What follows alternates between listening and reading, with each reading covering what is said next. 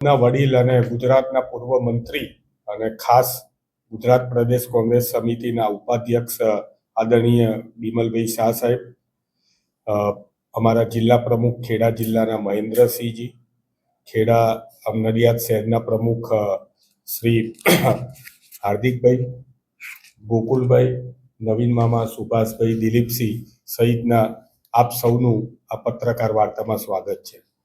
ખાસ કરીને આ પત્રકાર વાર્તા યોજવાનું કારણ એ છે કે ગુજરાત પ્રદેશ કોંગ્રેસ સમિતિના પ્રમુખ આદરણીય અમિતભાઈ ચાવડા સાહેબે સમગ્ર ગુજરાતની અંદર છાત્રગુંજ કાર્યક્રમો કરવાની પહેલ નાખી છે. અને આ છાત્રગુંજ કાર્યક્રમ જે છે એ છાત્રગુંજ કાર્યક્રમ નોન પોલિટિકલ કાર્યક્રમ છે.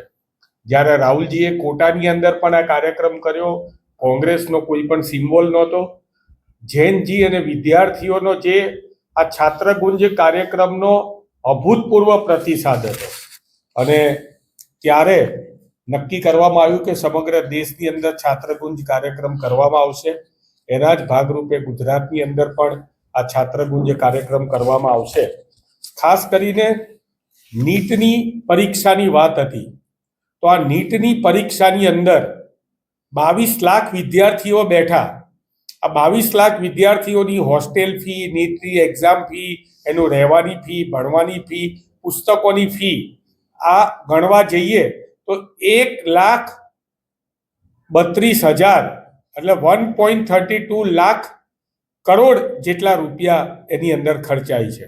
હવે જ્યારે 1,32,000 કરોડ રૂપિયા જો આની અંદર ખર્ચાતા હોય વાલીઓ દ્વારા, અને ભારતનું શિક્ષણનું બજેટ છે 1,40,000 કરોડ, લગભગ આટલા જ પૈસા જ્યારે વાલીને વિદ્યાર્થીઓ અને પોતાની મહેનત ખર્ચતા હોય અને પછી આ જ્યારે પેપર ફૂટે, આ દુઃખ થાય છે. આ દીકરી આકાંક્ષાએ જ્યારે આત્મહત્યા કરી અને એણે કીધું કે મમ્મી પપ્પા તમને મારા પર વિશ્વાસ હશો કે મારી દીકરી ભણશે અને ડૉક્ટર બનશે, પણ હવે મારેથી ફરીથી નીટ આપવાની હિંમત નથી.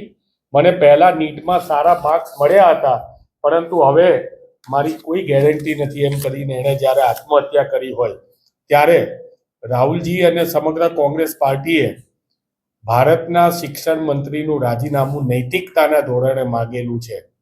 ધર્મેન્દ્ર પ્રધાને રાજીનામું આપવું જોઈએ. સમગ્ર દેશની અંદર જે શિક્ષણની પરિસ્થિતિ છે એ જ ગુજરાતની અંદર પરિસ્થિતિ છે. આજે શાળાનો પ્રવેશોત્સવ છે, એનો પહેલો દિવસ છે. પહેલા તો પ્રવેશ ઉત્સવની અંદર સરકાર કોઈ બજેટ નથી આપતી, શિક્ષકો અને આચાર્ય પોતાના ખર્ચે પ્રવેશ ઉત્સવ કરે છે. અને આ પ્રવેશ ઉત્સવની અંદર વિદ્યાર્થીઓ તો આવી ગયા છે પરંતુ ગુજરાતના શિક્ષણ મંત્રીને પાઠ્યપુસ્તક ભંડારના ગોડાઉનમાં જવું પડે 2 દિવસ પહેલા. એનેથી વધારે દુઃખદ પરિસ્થિતિ શું હોય? સ્કૂલો ચાલુ થઈ ગઈ, પ્રવેશ ઉત્સવ ચાલુ છે અને વાજા સાહેબને પાઠ્યપુસ્તક ભંડારના ગોડાઉનમાં જઈને પોતાને જાતે કહેવું પડે છે કે રોજનું 500 ટન અમે રવાના કરીએ છીએ. હજી પણ નડિયાદની અંદર પણ હમણાં જ તપાસ કરી, નડિયાદની અંદર પણ પાઠ્યપુસ્તકો 9 થી 12 પહોંચ્યા નથી, વિદ્યાર્થીઓને જે મફત મળવા જોઈએ તે. પરંતુ રૂપિયાથી મળતા, બજારમાં જે પૈસાથી મળતા પુસ્તકો છે એ પાઠ્યપુસ્તક અત્યારે પણ હાજર છે.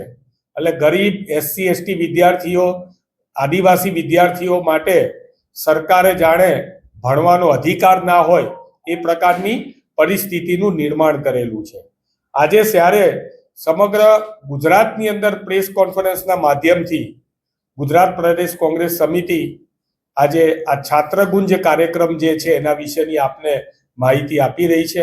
આગળના દિવસોમાં આ જ વિદ્યાર્થીઓના જે પ્રશ્નો છે એ પ્રશ્નોને લઈને સમગ્ર ગુજરાતના જિલ્લાઓમાં, શહેરોમાં, તાલુકાઓમાં, વોર્ડમાં આ છાત્રગુંજ કાર્યક્રમનું આયોજન કરવામાં આવશે અને વિદ્યાર્થીઓના પ્રશ્નોને વાચા આપવામાં આવશે. ધન્યવાદ.